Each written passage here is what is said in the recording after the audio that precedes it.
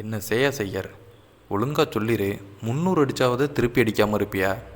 அப்படி சொல்லிட்டினாவது மற்ற டீம்லாம் 300 அடிக்காவது ட்ரை பண்ணுவாங்க.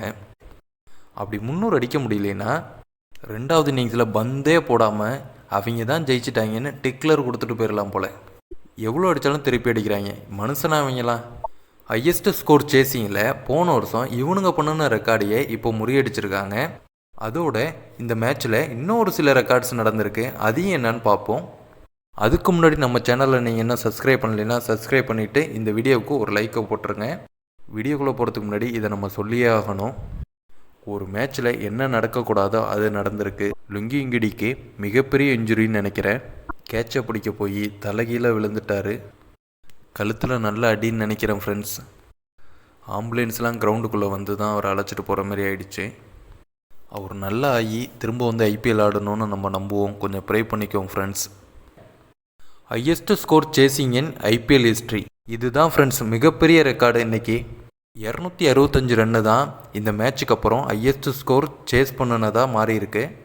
இதுக்கு முன்னாடி இந்த ரெக்கார்டை யார் வச்சுருந்தானா அதுவுமே இந்த பஞ்சாப் பைலோ தான் வச்சுருந்துருக்கானுங்க. போன வருஷம் தான் கேகேஆருக்கு அகெயின்ஸ்டாக 262 சேஸ் பண்ணி இந்த ரெக்கார்டை படைச்சானுங்க. அதையும் தாண்டி இன்றைக்கி 265 ரன்னை சேஸ் பண்ணி நியூ ரெக்கார்டை க்ரியேட் பண்ணிட்டானுங்க. ஒரு ஆசையில் அடுத்த இடத்துல என்ன ஸ்கோரை சேஸ் பண்ணியிருக்காங்க, இந்த டீம் சேஸ் பண்ணியிருக்காங்க அப்படின்னு பார்ப்போன்னு பார்த்தா அதுலேயும் பிபிகேஎஸ் இருந்திருக்கானுங்க. ஆனால் ஜெயிக்கலை, தோற்றுருக்கானுங்க. 2025 எஸ்ஆர்ஹெச் 246 ரன்னை பஞ்சாபுக்கு எதிராக சேஸ் பண்ணியிருக்கானுங்க. அதுக்கு கீழே பார்த்தாலும் அதுலேயும் பஞ்சாப் இருந்திருக்கானுங்க, அதுலேயும் தோற்று தான் இருந்திருக்கானுங்க. 2020 ஆர்ஆருக்கு அகெயின்ஸ்டாக 224 ரன்னை ஆர்ஆருக்கு அகெயின்ஸ்டாக தோற்றுருப்பானுங்க. திவாட்டியா காற்றில் புரட்டி எடுப்பாப்புல. அந்த மேட்ச் நல்லாவே எனக்கு ஞாபகம் இருக்குது.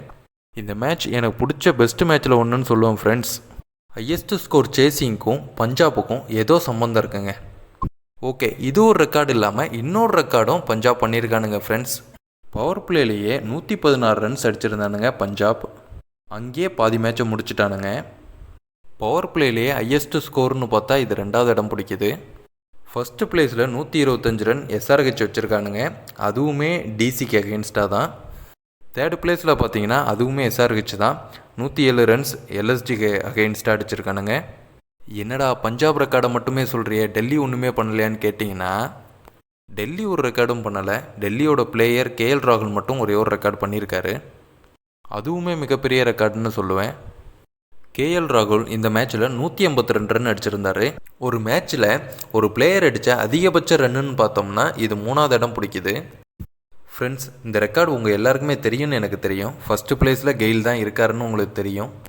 175 நாட் அவுட் 2013 அடிச்சிட்டாரு. செகண்ட் பிளேஸும் தெரிஞ்சது தான், மெக்கலம் 158.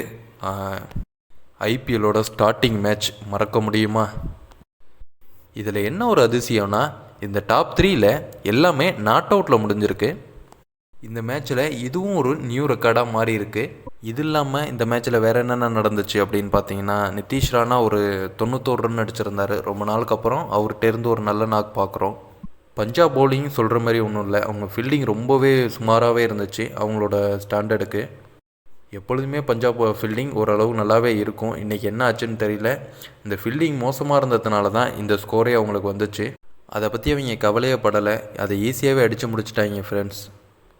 பஞ்சாப் பேட்டிங்கில் பியான்சாரியா 43 ரன் அடிச்சிருந்தார் 17 பாலுக்கு. பிரட்சிம்ரன் சிங் வந்து சரியான பேட்டிங்கு, எல்லா பாலுமே 6 அடிக்கணுங்கிற ஒரு நோக்கத்திலே ஆடினாப்புல. 76 ரன் 26 பந்தில் செம்ம பேட்டிங்னு சொல்லுவேன் நான். ஐயர் பார்த்தீங்கன்னா 71 ரன் 26 பந்தில் கொஞ்சம் இடையில கொஞ்சம் தட்டி ஆடிக்கிட்டு இடையில தேவைப்படுற நேரத்துலலாம் 6 அடிச்சுட்டு கரெக்டாகவே மெயின்டைன் பண்ணியிருந்தாப்புல. டெல்லியோட பவுலிங் பற்றி சொல்லணும்னா ரொம்ப சுமாராக தான் இருந்துச்சு. நட்ராஜன் ஓரளவு நல்லா போட்டாப்புல, குல்தீப் யாதவும் ஓரளவு நல்லா போட்டாப்புல. கண்டிப்பாக இந்த மேட்ச்சில் இங்கிடி இருந்திருந்தாப்புலின்னா ஓரளவு நல்லா இருந்திருக்கும். நட்ராஜனுக்கும் ஓரளவு சப்போர்ட்டாக இருந்திருக்கும். கண்டிப்பாக ரிசல்ட் மாறி இருந்திருக்கும்னே சொல்லுவேன் நான். நீங்கள் என்ன நினைக்கிறீங்க ஃப்ரெண்ட்ஸ்? இங்கிடி இருந்திருந்தாப்புலின்னா இந்த மேட்ச்சை டெல்லி கேபிட்டல் ஜெயிச்சிருப்பாங்களா, இல்லை அப்பயுமே பஞ்சாப் தான் ஜெயிச்சிருப்பாங்களான்னு கமெண்டில் சொல்லுங்கள், பார்ப்போம்.